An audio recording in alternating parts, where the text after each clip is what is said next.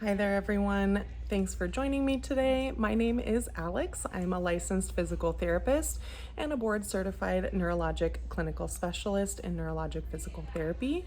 I work at Rogue Physical Therapy and Wellness, and I have some additional experience and certifications in helping people with Parkinson's and those with dizziness and vestibular dysfunction. So what I want to highlight today is an article that just came out this year that makes connections between vestibular dysfunction and several of the non-motor symptoms of Parkinson's disease.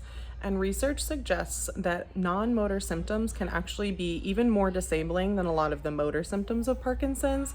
And unfortunately, it's one of the areas in which the medical system tends to be less skilled in helping people. We're not as competent at dealing with the non-motor issues as we are with the motor issues.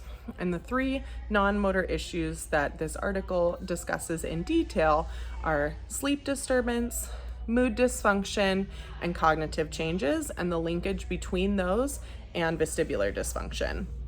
You may know your vestibular system also as your inner ear. It's an important component of our balance and can cause symptoms like dizziness, vertigo, and imbalance if there's dysfunction of that system. And dizziness is extremely common as another non-motor symptom of Parkinson's disease. In fact, the incidence of dizziness in those with Parkinson's is about twice as high as it is in the general population.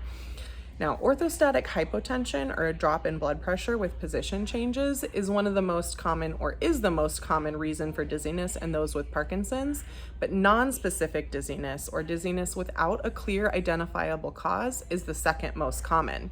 And it's very likely that some level of vestibular dysfunction is contributing to that non-specific dizziness. And it's also very likely that that may be contributing to other symptoms.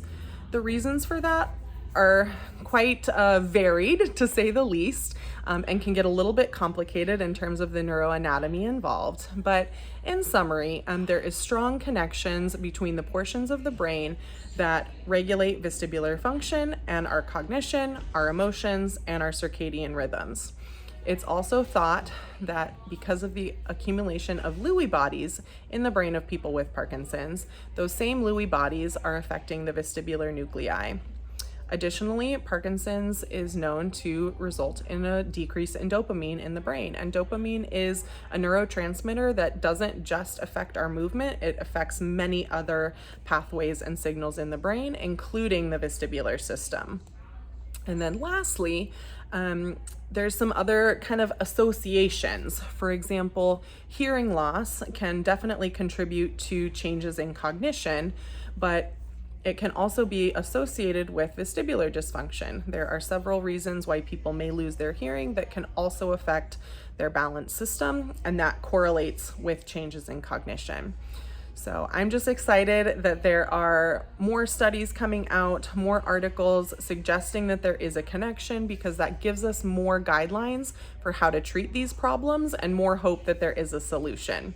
So the best place that I can recommend that you start is chatting with your doctor and looking for a physical therapist in your area who has expertise in treating vestibular dysfunction and Parkinson's disease. Both the American Physical Therapy Association and the Vestibular Disorders Association have clinician lookup pages where you can find a neurologic clinical specialist or vestibular provider in your area. Good luck out there, everyone. I hope you keep exercising and have a great week.